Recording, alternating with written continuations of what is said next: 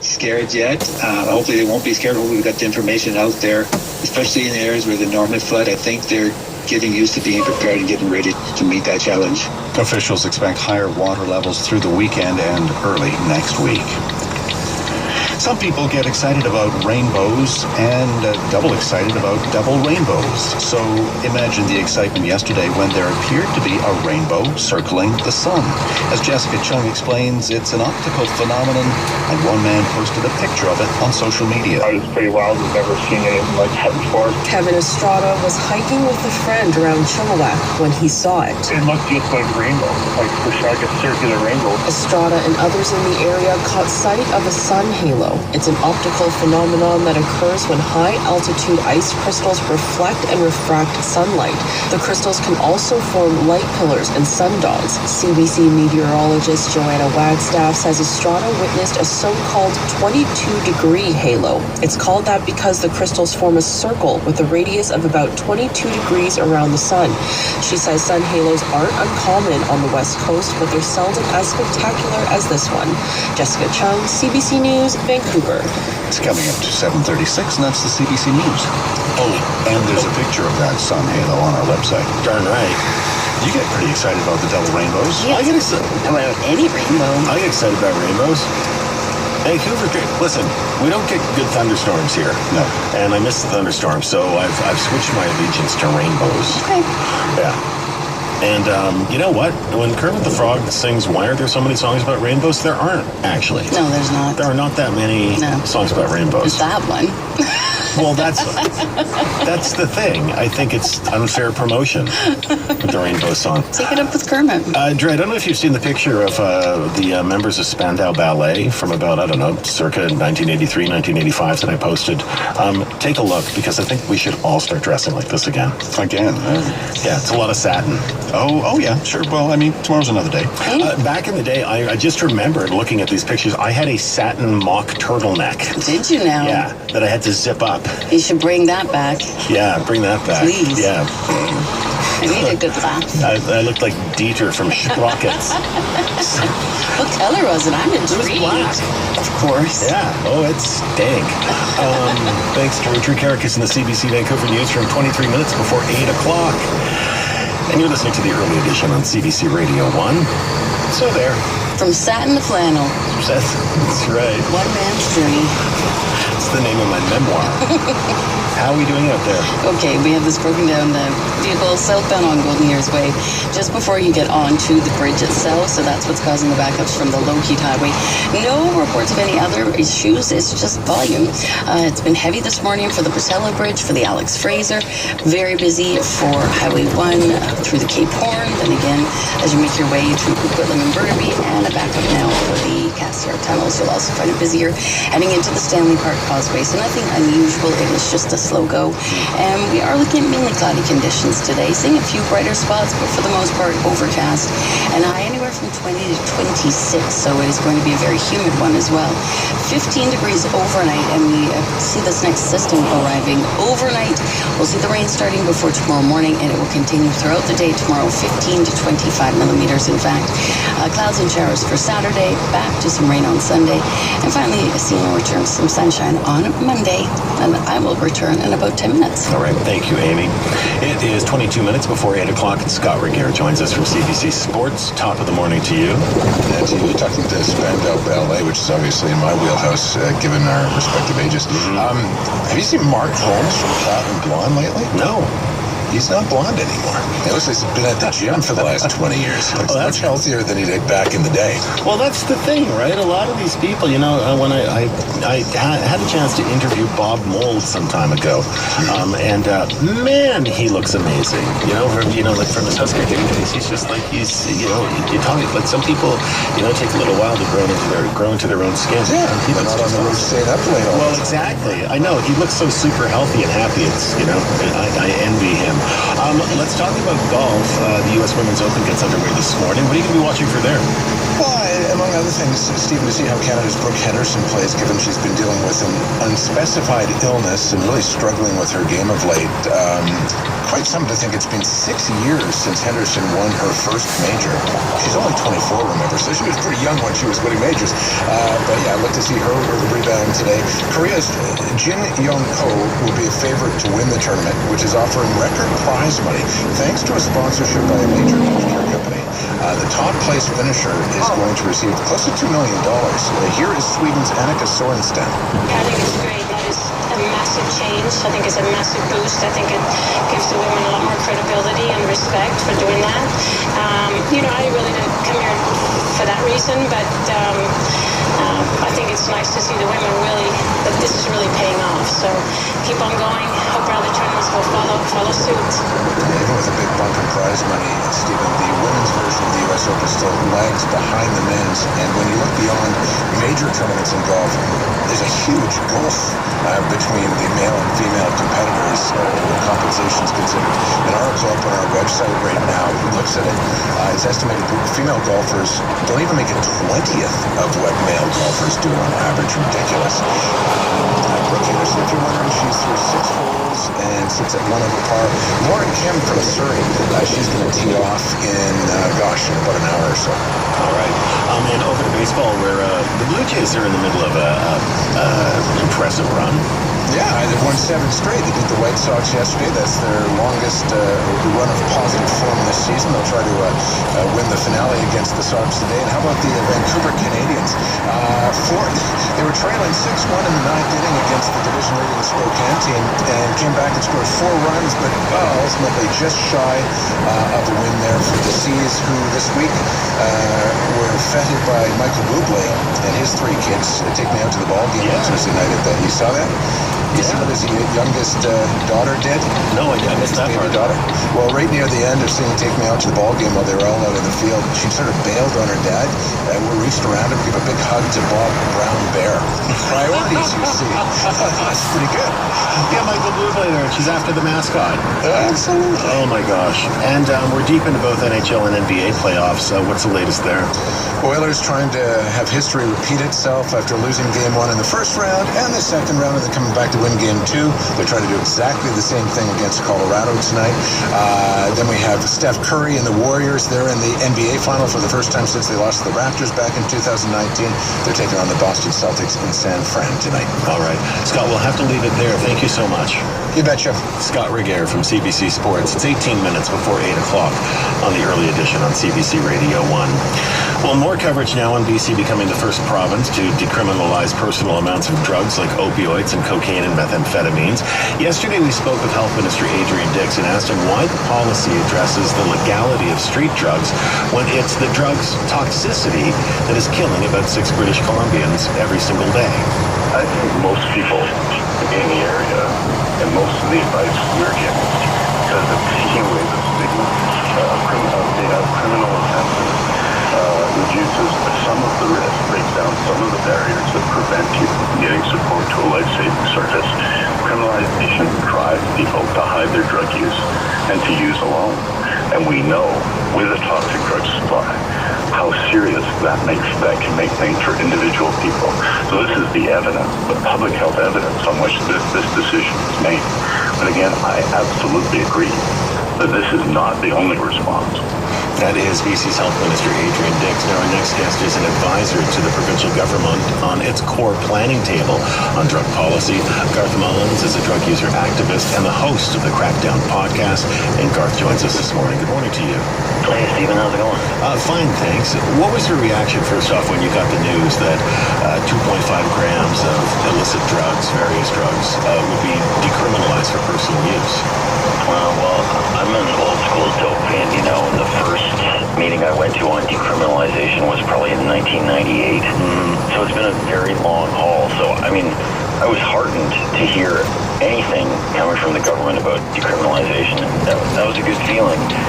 But then when you look at the threshold that you can possess a very small amount, 2.5 grams, I thought, well, that threshold might have made more sense for 1998, back when we had heroin around here, back when we could do, a couple of hits a day, and that would see you through. But Heroin's long gone. We got fentanyl, benzodope, everything else, and that doesn't got legs. It roars through you, and so people use a lot more. People's habits is bigger, and they're carrying more weight. So, it's kind of like it's good to hear us to be representatives by Vandu. I went to Portugal in 2019. The drug users there said, hey, if your government ever tries to plan decriminalization, make bloody sure you're in the room. Don't let them do it alone. So we tried to take that seriously, and we kind of tried to elbow our way in there. But in that room, there was also, people from, kinds of health professionals and health workers, but also police. And the police were lobbying for lower thresholds, like around 1 gram. And, some police forces were interested in mandatory treatment. I talked yesterday, yes, people have been asking for drugs to be decriminalized, and yes, the stigma does have something to do with the harm. That part of their caucus was going to vote for it or something, I don't know, but it seems like that was in the mix there somewhere, that consideration. Garth, always good to hear you. Thanks for taking the time with us. Yeah, thank you, Stephen. Take care. See ya. It's Garth Mullins, drug user activist, sits as an advisor on the provincial core planning table on drug policy, also the host of the Crackdown podcast. 9 minutes before 8 o'clock, in future. And despite all of that, could you still find a reason to be hopeful? Well, climate journalist and former Green Party candidate Chris Turner thinks so. He's just released his book called How to Be a Climate Optimist, Blueprints for a Better World. And Chris has been good enough to join us this morning. Good morning to you. Good morning. You've been reporting on environment and climate change for many years. In these very dire times where we see examples of the impact that climate change is having. This is World Report. Good morning. It is Thursday, June 2nd from CBC News. I'm News Göksa.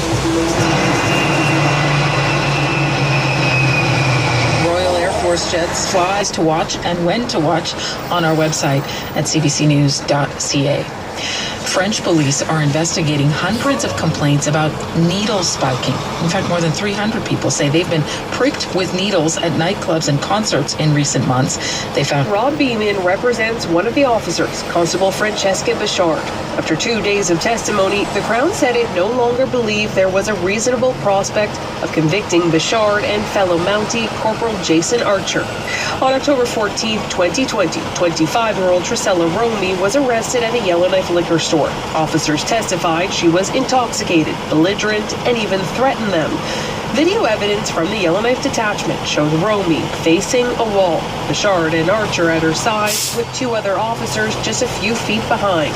Archer pulls Romy's hands so far up her back they reach her shoulders. Her hands were handcuffed at the time. The cuffs are then removed, and one of Romy's hands is put on the wall above her head. Romy suddenly turns her shoulder towards Bichard and moves her hand down. Bichard pushes Romy back up against the wall and punches her in the face. Defense argued that was a reasonable response. While officers who witnessed the interaction testified they were shocked and that they never saw Romy as a threat. Hillary Bird, CBC News, Yellowknife. Quebec is now reporting 52 confirmed cases of monkeypox in the province. That's double the number of confirmed cases there than were reported last week. Toronto Public Health says there are 2 cases now in Ontario and 6 suspected cases are being investigated. There's also 1 suspected case in New Brunswick. That's the first in the Maritimes. Monkeypox is rare and comes from the same family of viruses that causes smallpox.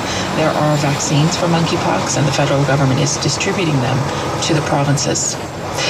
Well, later today, just outside Calgary, Prime Minister Justin Trudeau and Siksika Nation Chief Ore Crowfoot will take part in a historic signing ceremony, putting ink to a $1 billion deal that will see the Government of Canada compensate the First Nation after the community was coerced into surrendering their land. The CBC's Janice McGregor has the details for you from our Parliamentary Bureau. Good morning to you, Janice. Good morning, Neil. This 1910 Siksika Nation Global Settlement Agreement resolves one of the longest-running land claims in Canadian history. After churning its way through the system for more than 6 decades, a referendum was held last December. Some 5,000 members of the First Nation eligible to vote on whether to accept the terms of the deal reached with federal negotiators. 77% of those who cast House ballots voted yes, setting up today's ceremony and a one-time payment of $1.3 billion to the First Nation to be used as it sees fit. Settlement also includes an option to apply for about 46,000 hectares of land to be purchased and added to reserve lands anywhere in Alberta, roughly the same amount of land as was unlawfully surrendered by the First Nation for the construction of the Canadian Pacific Railway, a process tainted with corruption and pressure tactics by the government officials of the day who put the needs of prairie settlers ahead of the rights of the First Nation. It's also compensation for the 200 hectares taken and then contaminated during the Bow River irrigation project, something that made prairie farmland productive, but there's also been flooding and sewage released onto reserve land without the permission of the Siksika people. Chief Crowfoot said last winter that the decision to accept this deal, this agreement, was not an easy one. No, and as much as today's ceremony concludes a complicated process, the Chief and Council has also been clear it cannot ever really replace what their people lost. Almost half its land base, access to ceremonial sites, people's connection to the land. Chief Ore Crowfoot has said this settlement is not reconciliation, but the Council believes the financial settlement can provide opportunities, open doors, more financial sovereignty for the First Nation to provide services and raise the standard of life for its people. Janice McGregor in Ottawa for us. Thanks for this, Janice. You're welcome. The polls are open in Ontario. Housing, infrastructure, healthcare, all big issues on the campaign trail for this provincial election. Doug Ford and his Progressive Conservatives are hoping to win another majority. But the outcome could also determine whether New Democrat Andrea Horwath and Liberals Stephen Del Duca keep their jobs as leaders of their parties, and whether Ontario's Green Party can grow its presence beyond the seat leader Mike Schreiner has. Well, of all of the people who suffer cardiac arrest outside of a hospital in Nova Scotia, only 6% survive. It's a stark figure, and the focus of a special committee meeting this week. That committee is hearing stories about how expanded CPR training could help save lives. The CBC's Jean Laroche reports. I think of her as my angel. Sophia Guthrow and Rebecca Stickings share a special bond. I was running in the gym, and then I dropped on the floor, and it went all black. It was 18 months ago when Guthrow, then in grade 2, went into cardiac arrest. Teacher Stickings took charge. Using CPR training, she needed to get a job with it.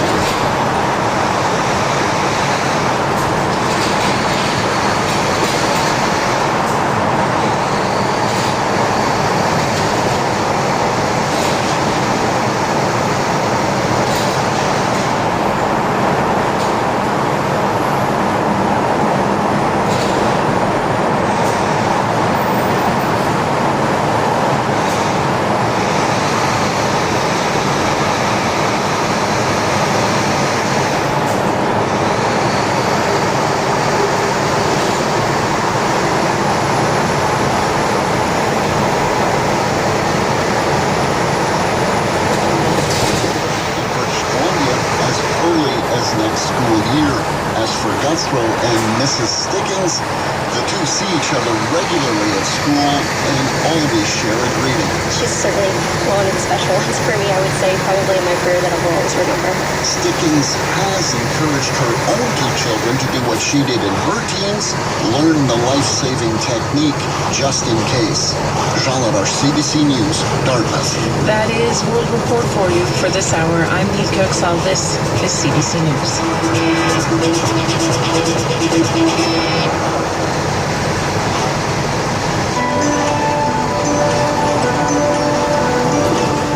Well, good Thursday morning. I'm Stephen Quinn. This is the early edition on CBC Radio 1.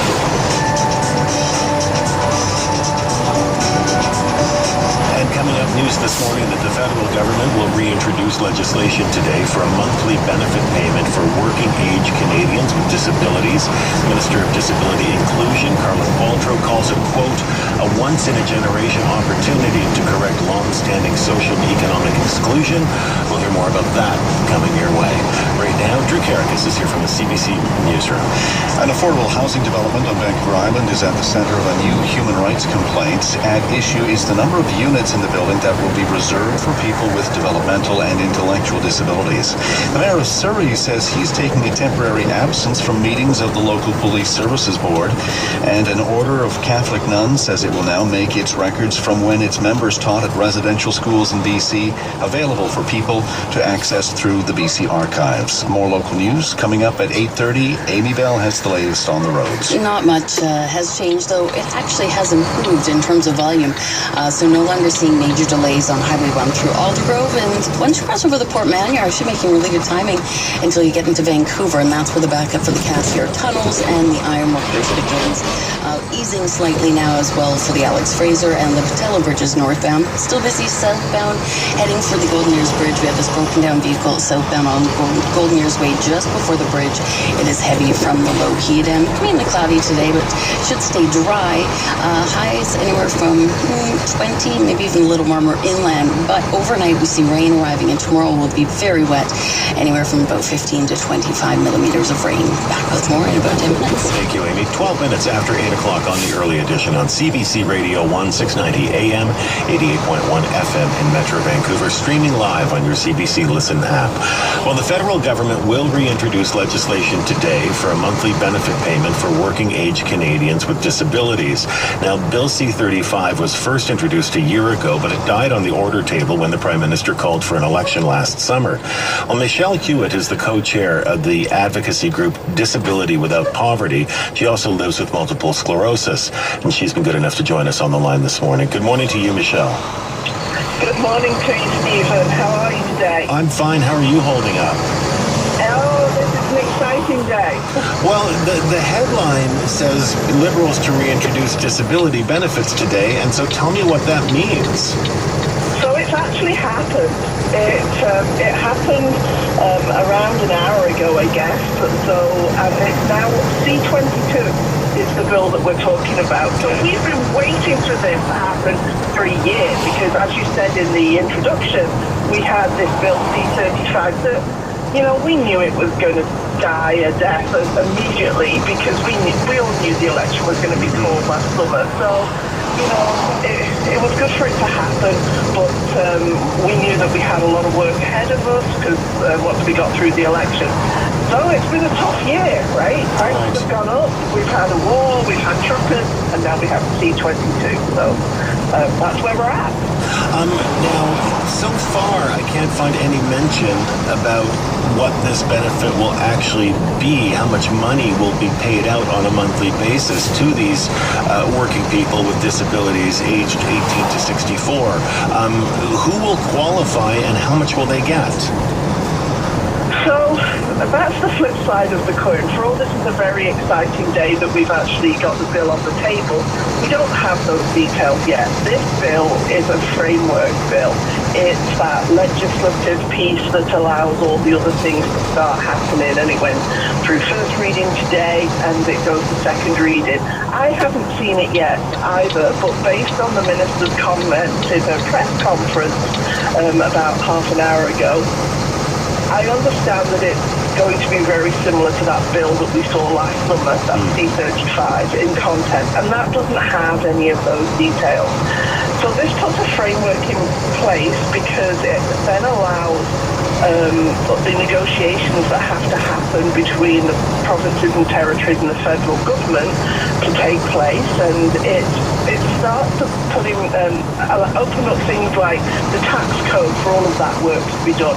So we don't have the answers that we need, right? How much and who and when and those things. But it is moving us closer to the day that we will have those answers. For people with disabilities in this province, for single people with disabilities, the provincial government pays them a whopping $1,358.50 per month. Is that right?